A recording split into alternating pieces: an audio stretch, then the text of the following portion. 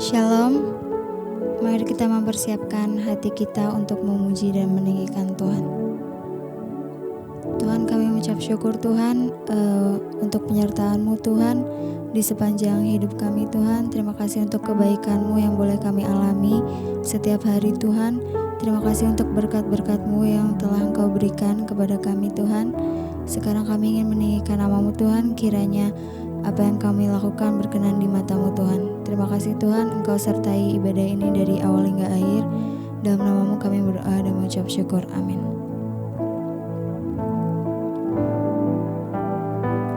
Lebih luas dari samudra, kebaikan-Mu Bapa takkan habis di hidupku. Lebih tinggi dari cakrawala, tak terbatas kasih-Mu.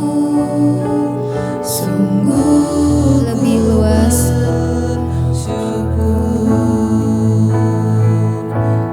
lebih luas dari samudra, kebaikan-Mu Bapa takkan habis di hidupku.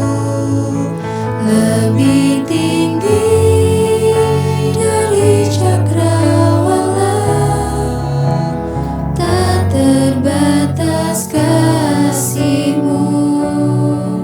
Sungguh ku bersyukur.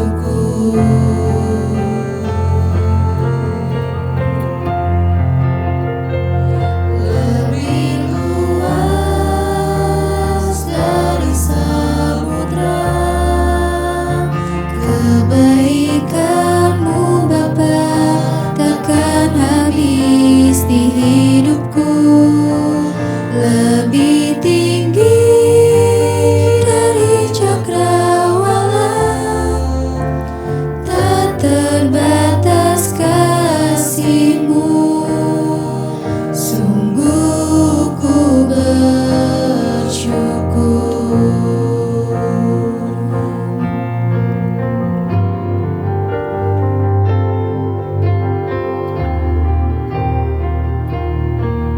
Lebih luas dari samudra Tuhan. Lebih luas dari samudra, kebaikan-Mu Bapa takkan habis di hidupku. Lebih tinggi dari cakrawala, tak terbatas kasih-Mu. Sungguh ku bersyukur.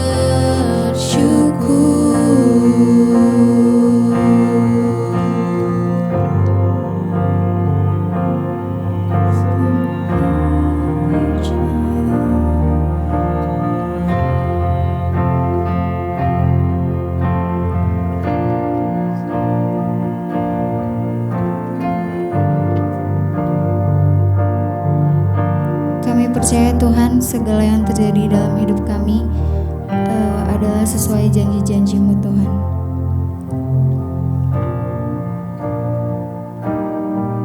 Mari kita naikkan pujian ini sama-sama.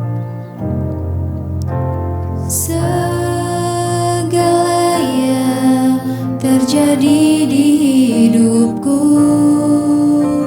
janji Tuhan menghidupiku selalu.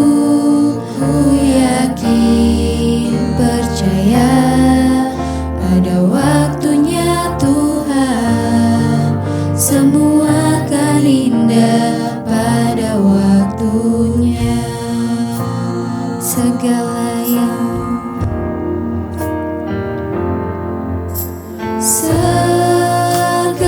yang terjadi di hidupku, janji Tuhan menghidupiku selalu. Ku yakin, percaya, ada waktunya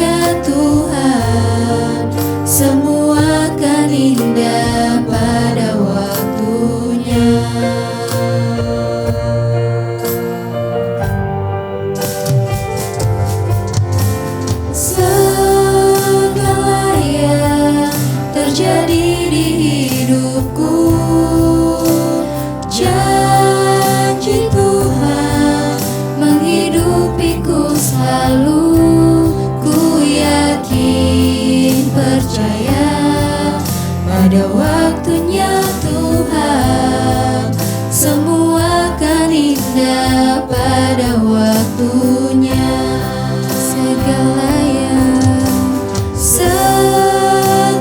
yang terjadi di hidupku, janji Tuhan menghidupiku selalu. Ku yakin, percaya, ada waktunya Tuhan, semua akan indah pada waktunya. Ku yakin, percaya, ada waktunya Tuhan, semua akan indah pada waktunya. Ku yakin, percaya, ada waktunya Tuhan, semua akan indah pada waktunya.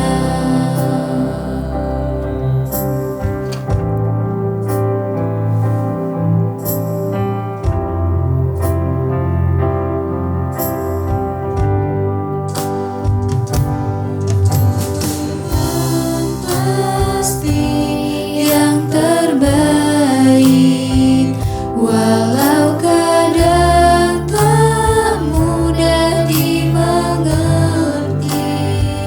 Lewati cobaan, ku tetap percaya waktu Tuhan pasti yang terbaik. Waktu Tuhan pasti yang terbaik. Waktumu pasti yang terbaik Tuhan. Walau kadang kami tak mengerti Tuhan, lewati semua cobaan, kami tetap percaya waktumu adalah yang terbaik Tuhan. Waktu Tuhan pasti yang terbaik. Waktu Tuhan pasti yang terbaik. Walau kadang tak mudah dimengerti. Lewati cobaan, ku tetap percaya waktu Tuhan pasti yang terbaik. Lewati cobaan, ku tetap percaya waktu Tuhan pasti yang terbaik. Lewati cobaan, Lewati cobaan, ku tetap percaya waktu Tuhan pasti yang terbaik.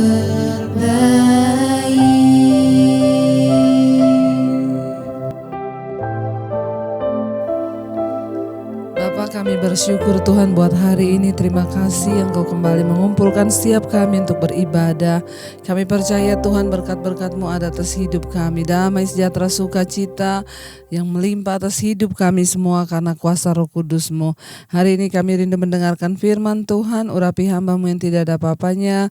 Urapi setiap kami. Kami buka hati untuk kebenaran firman-Mu. Dalam nama Yesus kami berdoa bersyukur. Haleluya.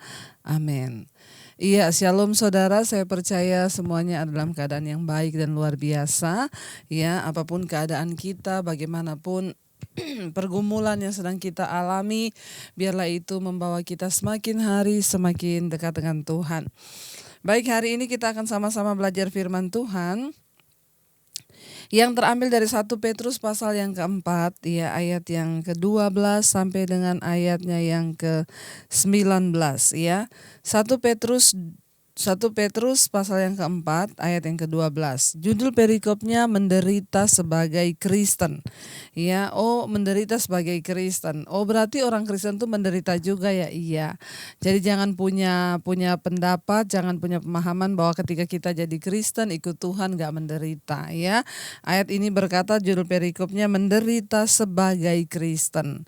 Ayat yang ke-12, saudara-saudara yang kekasih, janganlah kamu heran akan nyala api siksaan yang datang kepadamu sebagai ujian seolah-olah ada sesuatu yang luar biasa terjadi atas kamu.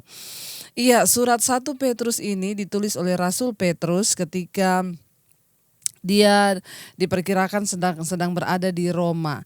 Kita tahu bersama pada akhirnya Petrus meninggal di Roma, dibunuh oleh kaisar, saudara. Dan kita tahu setelah peristiwa murid-murid dipenuhi Roh Kudus seperti yang sudah kita pelajari, mereka mulai mengobarkan karunia-karunia roh sehingga banyak orang percaya, lalu terjadilah penderitaan, aniaya bagi murid-murid Kristus, mulai dari Yerusalem sampai akhirnya mereka terpencar ke Asia Kecil. Nah, jadi surat ini ditulis oleh Rasul Petrus dengan harapan memberikan kekuatan kepada semua orang percaya agar mereka tetap kuat di dalam iman dan percaya mereka. Ketika itu ada yang dianiaya, apalagi sebagai orang-orang perantau karena mereka melarikan diri dari Yerusalem dan tersebar ke seluruh Asia Kecil. Mereka menjadi orang minoritas di semua tempat dan akhirnya mengalami aniaya. Karena itu mari kita punya pemahaman yang benar bersama bahwa ya orang yang percaya Yesus itu juga akan menderita aniaya, saudara ya. Saudara-saudara yang kekasih, ayat 12, janganlah kamu heran akan nyala api siksaan yang datang kepadamu sebagai ujian seolah-olah ada sesuatu yang luar biasa terjadi atas kamu. Ya, Rasul Petrus sedang memberikan sebuah pengajaran bahwa ya karena ada banyak orang yang bertanya, loh kita ini kan udah ikut Yesus gitu ya. Orang yang ikut Yesus masa menderita? Kita kan percaya Tuhan, kita kan hidup dalam kebenaran. Jadi dia berkata di sini, jangan kamu heran ya akan nyala api siksaan yang datang kepadamu sebagai ujian seolah-olah ada sesuatu yang luar biasa terjadi atas kamu. Hari-hari ini mungkin saudara juga merasakan ada api pencobaan. Ya, bedanya bukan aniaya secara fisik seperti yang dialami oleh mereka pada zaman itu, tapi mungkin hari-hari ini ada aniaya di mana kita melihat ya suami belum bertobat, istri belum bertobat, atau masalah ekonomi, masalah keuangan. Tetapi ya kita mungkin bertanya, saya ini kan anak Tuhan, kenapa ini terjadi? Kenapa saya harus mengalami? Petrus memberikan sebuah pemahaman bagi kita, jangan heran akan nyala api siksaan yang datang padamu ya sebagai suatu ujian seolah-olah ada sesuatu yang luar biasa sedang terjadi atas kita. Ya, ayat yang ke-13, sebaliknya Rasul Petrus berkata, bersukacitalah sesuai dengan bagian yang kamu dapat dalam penderitaan Kristus, supaya kamu juga boleh bergembira dan bersukacita pada waktu Ia menyatakan kemuliaannya. Ya, sebaliknya saudara, jangan bersungut, jangan mengeluh, bertanya kenapa, tapi Petrus memberikan di sini, dia bilang sebaliknya bersukacitalah. Kenapa? Karena kamu mengambil bagian di dalam penderitaan Kristus. Bersukacitalah ya dengan bagian yang kamu dapat dalam penderitaan Kristus, sebab kita dipanggil bukan hanya untuk percaya tapi juga untuk menderita bagi Kristus ya. Di sini dikatakan bersukacitalah. Kita disuruh bersukacita ketika menderita ya. Hari-hari ini saya banyak mendapatkan WA, Bu saya udah gak tahan dengan suami saya, Bu saya udah gak tahan dengan ini dan begini. Saudara dengar firman ini berkata bersukacita. Kalau hari ini kita sedang menderita, bersukacitalah. Kenapa? Engkau mendapat bagian di dalam penderitaan Kristus, yang artinya apa? Menderita karena kebenaran. Ya, bersukacita sebab tidak semua orang diberikan karunia untuk ikut menderita, saudara ya, bagi kebenaran, supaya kamu juga boleh bergembira dan bersukacita pada waktu Ia menyatakan kemuliaannya. Hanya orang yang ikut menderita bersama Kristus yang akan juga kemudian mengalami kemuliaan ketika Kristus datang dan menyatakan dirinya. Hanya orang yang mau membayar harga menderita bersama Kristus yang akan mengalami mengalami kemuliaan ketika Tuhan menyatakan dirinya kelak. Karena itu ketika hari ini mungkin saudara sedang ada dalam penderitaan, bersukacitalah dan berkata, Tuhan, terima kasih buat bagian yang Engkau berikan bagiku untuk juga ikut merasakan penderitaan karena kebenaran. Ya.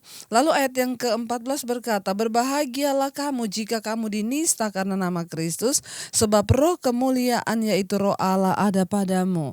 Berbahagialah jika kita menderita karena kebenaran. Berbahagialah jika kita menderita karena kita mau sungguh-sungguh ikut Tuhan. Itu artinya apa? Roh kemuliaan. Roh Allah itu ada pada diri kita. Wow, saudara. Ayat yang ke-15 dikatakan, janganlah ada di antara kamu yang harus menderita sebagai pembunuh atau pencuri atau penjahat atau pengacau. Ya, penderitaan orang Kristen itu terbagi atas dua. Ada penderitaan karena memang kita melakukan kebenaran lalu kita diizinkan menderita, tapi ada juga penderitaan yang terjadi akibat dosa dan kesalahan kita. Kalau kita menderita karena kebenaran, itu adalah kasih karunia kepada Allah. Roh kemuliaan, roh Allah ada pada kita. Ya, firman Tuhan bilang berbahagialah. Kita sudah benar, ya. Bu, saya itu, banyak orang bilang, Bu, ketika saya mau beribadah, saya mau mencari Tuhan, ya, suami saya melarang saya, ya, bahkan orang-orang di sekeliling saya tidak mendukung saya. Berbahagialah, engkau sedang menderita karena kebenaran. Ya, firman Tuhan berkata, roh kemuliaan ada padamu, yaitu roh Allah. Ayat 15, janganlah ada di antara kamu yang harus menderita sebagai pembunuh atau pencuri atau penjahat atau pengacau, ya. Jadi Petrus sedang memberikan pemahaman bahwa orang Kristen itu menderita karena dua hal. Ada yang menderita karena kebenaran, ya, tetapi ada orang yang menderita karena dosa, ya, karena kesalahannya sendiri. Saudara, saya mau berdoa buat setiap kita. Mari kita berusaha terus hidup dalam kebenaran. Kenapa? Karena orang benar sekalipun menderita dikatakan berbahagia. Tetapi apabila engkau menderita karena kesalahanmu sendiri, ya Bu, saya menderita sekarang harus membayar utang online karena saya berjudi, yaitu kesalahan kita sendiri, saudara. Ya, saya juga mau bertobat, Bu, karena selama ini saya hidup dalam kenajisan, sekarang saya kena AIDS. Itu penderitaan karena dosa. Tetapi selama kita mau bertobat, Tuhan juga akan mengampuni. Jangan ada seorang yang menderita karena mencuri, ya, atau membunuh, atau pengacau, atau penjahat, ya. Itu penderitaan karena dosa, karena daging. Ya, ada dua jenis penderitaan. Coba saudara hari ini penderitaanmu, mari engkau koreksi. Tuhan, apakah ini aku menderita karena kebenaran atau aku menderita karena dosaku sendiri? Kalau kita menderita karena dosa, mintalah pengampunan Tuhan dan minta supaya Tuhan berikan kekuatan melewatinya. Tapi kalau kita menderita karena kebenaran, bersyukurlah saudara. Kenapa? Tuhan sedang membentuk kita dan engkau sedang mendapat bagian di dalam penderitaan Kristus. Ayat yang berikutnya, ayat 16. Tetapi jika ia menderita sebagai orang Kristen, maka janganlah ia malu, melainkan hendaklah ia memuliakan Allah dalam nama Kristus itu. Kalau kita menderita sebagai orang Kristen, artinya dalam kebenaran, janganlah malu saudara, tapi hendaklah engkau memuliakan Tuhan. Jangan malu, muliakanlah Tuhan dalam penderitaanmu, karena Tuhan sedang membentuk hidup kita. Ayat yang berikutnya di sana dikatakan ayat 17, karena sekarang telah tiba saatnya penghakiman dimulai, dan pada rumah Allah sendiri yang harus pertama-tama dihakimi. Dan jika penghakiman itu dimulai pada kita, bagaimanakah kesudahannya dengan mereka yang tidak percaya pada Injil Allah? Saudara, Petrus sedang memberikan kekuatan bagi orang Kristen yang tersebar pada waktu itu karena penderitaan. Dia bilang begini, karena sekarang telah tiba saatnya penghakiman itu dimulai. Kalau zaman dulu aja sudah dimulai penghakiman, apalagi zaman sekarang. Kita ada di hari-hari yang terakhir. Semua yang terjadi hari-hari ini adalah penghakiman Tuhan. Ya, kalau zaman Petrus dulu aja sudah ada penghakiman bagi orang-orang Kristen, dan pada rumah Allah sendiri yang harus pertama-tama dihakimi. Ya, maka kita harus melihat hari-hari ini juga bagian dari penghakiman Tuhan. Ada pemurnian yang sedang terjadi dengan semua penderitaan. Walaupun penderitaannya berbeda hari-hari ini, tapi kita sedang masuk dalam ujian iman, dalam sebuah goncangan yang besar, dalam sebuah pemurnian. Karena sekarang telah tiba saatnya penghakiman. Ya, zaman dulu aja, zaman Rasul Petrus sudah dimulai penghakiman, apalagi sekarang.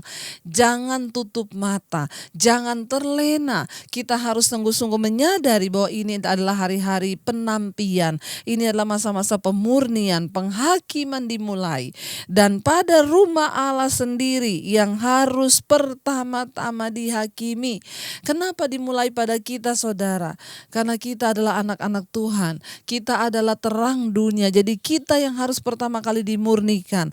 Dan di sana Rasul Petrus berkata, ya, dan jika penghakiman itu dimulai pada kita, ya, jadi berhentilah bertanya kenapa orang Kristen menderita, kenapa orang Kristen mengalami tekanan, kenapa orang Kristen juga mengalami dampak dari corona, kenapa orang Kristen juga hari-hari ini mengalami di PHK, kenapa orang Kristen anak Tuhan juga mengalami. Ya, kita ada dalam dunia dan dunia ini penuh dengan penderitaan. Dunia ini telah jatuh di bawah kuasa si jahat. Ya, dan apalagi dengan yang namanya hari penghakiman Tuhan, saudara, ya, telah dimulai. Dan jika penghakiman itu dimulai pada kita anak-anak Tuhan, bagaimanakah kesudahannya dengan mereka yang tidak percaya pada Injil Allah? Kalau kita saja yang menghidupi firman, kalau kita saja yang berjalan dalam firman juga mengalami penghakiman dan penderitaan selama ada di dunia, bagaimana kesudahannya dengan mereka yang tidak percaya pada Injil Allah? Kita bersyukur sekalipun kita sedang ada dalam penghakiman dan masa pemurnian, kita masih punya kekuatan, yaitu firman Tuhan. Ada jaminan kekal bagi orang yang percaya kepada Kristus. Kita masih bersyukur, tetapi bagaimana dengan mereka, saudara, yang tidak percaya pada Injil Allah? Mari kita berdoa hari-hari ini, saudara, ya, supaya kita terus diberikan kekuatan di masa-masa penghakiman ini. Kita mau tetap berjalan di dalam kebenaran. Bahkan kita mau terus mencari, semakin mencari perkenanan Tuhan dalam hidup kita, rumah tangga, keluarga, bahkan semua yang kita lakukan, saudara, ya. Karena sedangkan kita saja yang percaya pada Injil tergoncang, bagaimana dengan mereka yang tidak percaya? Bagaimana kerasnya dan bagaimana penderitaan yang akan dialami kelak? Ayat 18 berkata, sebab jika orang benar hampir-hampir tidak diselamatkan, apakah yang akan terjadi dengan orang fasik dan orang berdosa? Sedangkan orang benar saja, ya, hampir-hampir enggak diselamatkan. Kenapa? Karena memasuki penghakiman yang begitu berat. Karena itu, saudara, saya selalu mau kita menyadari akan arti kekristenan yang sesungguhnya. Kristen itu menderita. Kenapa? Kalaupun kita tidak mengalami aniaya dari luar, kita mengalami aniaya dari dalam, yaitu proses mematikan kedagingan kita. Kenapa Tuhan harus mematikan kedagingan? Karena kedagingan kita adalah salah satu faktor yang sangat amat menghalangi firman dan kuasa Tuhan bekerja dalam hidup kita. Orang Kristen tuh berbicara tentang sesuatu yang gak enak. Ya, makanya jangan hanya mendengar berita-berita khotbah-khotbah yang enak. Kita akan menerima mujizat bahkan di hari-hari yang seperti ini. Saudara masih mau dengar lagi ya bahwa hidup kekristenan akan diberkati ke depan? Hello, mari kita mulai membuka paradigma kita menjadi orang Kristen percaya itu berbicara tentang penderitaan. Kita harus menderita. Menderita kalau bukan aniaya dari luar, ya aniaya dari dalam diri kita sendiri, berhadapan dengan kedagingan. Ya, jika orang benar saja hampir-hampir tidak diselamatkan, ya bagaimana dengan orang berdosa? Mari buka matamu, saudara. Mari mengerti bahwa semua penderitaan yang Tuhan izinkan terjadi hari-hari ini, satu tujuannya untuk membuktikan kemurnian iman kita yang nilainya jauh lebih murni daripada emas yang fana di dunia ini. Tuhan mau memurnikan saudara dan saya. Ayat yang terakhir, ayat yang ke-19 berkata, karena itu baiklah juga mereka yang harus menderita karena kehendak Allah, menyerahkan jiwanya dengan selalu berbuat baik kepada Pencipta. Banyak yang bertanya, Ibu, sampai kapan kita akan mengalami virus corona ini? Ibu, apa yang harus kita lakukan dengan menghadapi segala sesuatu yang sedang terjadi?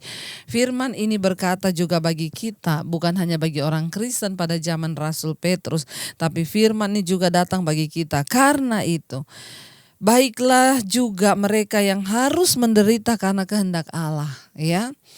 Menyerahkan jiwanya dengan selalu berbuat baik kepada Pencipta yang setia. Virus ini tidak pandang bulu, semua tergoncang, dunia tergoncang. Bahkan negara-negara maju yang luar biasa yang sudah seperti Tuhan juga digoncang. Mau kaya mau miskin semua digoncang. Jadi apa yang harus kita lakukan? Baiklah, ya, kita yang menderita karena kehendak Allah menyerahkan jiwa kita, ya, kepada Sang Pencipta, ya, dengan selalu berbuat baik. Artinya apa, saudara? Jiwa kita ini yang akan diselamatkan. Di dalam jiwa itu ada pikiran, perasaan, dan kehendak. Tuhan mau ketika kita hari-hari ini sedang mengalami goncangan, mari terus menyerahkan jiwa kita kepada Tuhan. Minta supaya Tuhan memproses kita. Minta supaya Tuhan memberikan kita kemurnian. Mari kita minta, saudara, supaya hari-hari ini jiwa kita diselamatkan. Pikiran, perasaan, dan kehendak kita sungguh-sungguh hidup di dalam damai sejahtera Kristus, sehingga kita bisa berkata, apapun goncangan, bagaimanapun beratnya aku harus menghadapi, aku akan menghadapinya bersama Tuhan. Karena kami percaya semua yang Tuhan izinkan terjadi di hidup kami ini hanya untuk mendatangkan kebaikan. Kami percaya tidak ada satupun yang Tuhan izinkan terjadi yang tidak ada kehendak Tuhan. Ada kehendak Tuhan di balik semua ini. Bahkan virus corona ini kami tahu Tuhan yang mengizinkan. Dan kalau Tuhan izinkan berarti ada kehendak Tuhan atas hidup kami. Satu kehendak-Mu yang kami mengerti hari ini adalah supaya kami menyerahkan jiwa kami kepada Pencipta yang setia dan terus mengejar kekudusan, menyembah Engkau Tuhan yang hidup. Mari kita tundukkan kepala, kita akan berdoa hari ini. Kami tahu segala yang Kau izinkan terjadi mendatangkan kebaikan bagi hidup kami. Terima kasih Tuhan. Terima kasih Yesus. Segala yang terjadi di hidupku, janji Tuhan menghidupiku selalu. Ku yakin percaya pada waktunya Tuhan, semua akan indah pada waktunya. Segala yang terjadi di hidupku, janji Tuhan melingkupiku selalu. Ku yakin percaya ada waktunya Tuhan, semua akan indah pada waktunya. Kami percaya semua yang terjadi di hidup kami adalah cara Tuhan membentuk kami, ubah hidup kami, proses kami Tuhan. Biar kami mau masuk dalam kehendak Tuhan. Bahkan ketika kami sedang tidak mengerti apa yang terjadi, apa yang kami alami hari-hari ini, bawa kami semakin merendahkan hati di kaki-Mu Tuhan. Bahwa segala yang terjadi di hidup kami, janji Tuhan yang menghidupi, melingkupi kami. Firman-Mu yang memberi kekuatan bagi jiwa kami. Sehingga di masa-masa sulit ini pun, ketika penghakiman sedang dimulai, pada rumah Allah sendiri yang harus pertama-tama dihakimi, biarlah kami terus menyerahkan jiwa kami kepada Pencipta kami yang setia. Jagai jiwa kami, pikiran, perasaan kami di dalam takut akan Engkau Tuhan. Kami percaya Engkau Tuhan yang turut bekerja mendatangkan kebaikan. Semua indah pada waktu-Mu. Datanglah segera Tuhan Yesus. Perlengkapi setiap kami orang-orang yang menanti-nantikan kedatangan-Mu kali yang kedua. Kami tahu itu adalah hari yang indah di mana kami boleh berjumpa muka dengan Tuhan. Tuhan. Bawa kami Bapa untuk terus setia di hari-hari ini sambil menantikan Engkau Tuhan, menanti-nantikan Tuhan, biar jiwa kami aman di dalam hadirat Tuhan. Terima kasih Bapa, terima kasih Tuhan, terima kasih Roh Kudus. Segala yang terjadi di hidupku, janji Tuhan menghidupiku selalu. Ku yakin, percaya ada waktunya Tuhan, semua akan indah pada waktunya. Terima kasih Bapa, kami tahu ketika waktumu selesai maka kami akan keluar sebagai orang-orang yang menang. Berkati bangsa dan negara kami Indonesia, kami lepaskan berkat bagi Presiden Jokowi. Kami percaya waktu Tuhan adalah yang terbaik. Berkati bangsa ini Tuhan, di dalam takut akan Engkau hujan pertobatan tercurah. Berkati semua Tuhan yang ada di bagian terdepan untuk bergerak di dalam pandemi ini Tuhan, memberkati tim medis, dokter, perawat, TNI, Polri, bahkan semua yang terlibat. Kami berdoa tidak ada kematian massal tapi ada pertobatan massal. Mari kita membuka hati dan hidup kita di hadapan Tuhan. Diberkatilah Engkau dalam kehidupanmu, diberkati rumah tanggamu, diberkati kesehatanmu, diberkati semua yang Kau lakukan. Dengan tanganmu Tuhan membuat itu berhasil, bahkan hidupmu menjadi tanda bagi kemuliaan-Nya. Terimalah kiranya berkat dari Allah Bapa, cinta kasih dari Tuhan Yesus Kristus, penyertaan manis Allah Roh Kudus menyertai hidupmu mulai dari hari ini bahkan sampai kali yang kedua Tuhan Yesus datang menjemput kita semua. Namamu tercatat dalam kitab kehidupan. Dalam nama Yesus yang percaya diberkati Tuhan, katakan bersama, amin. Tuhan memberkati dan happy Sunday.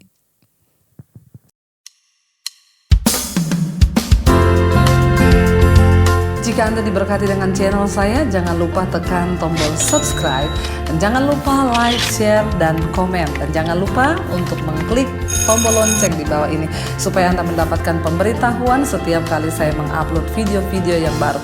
Jangan takut karena gratis. Tuhan memberkati.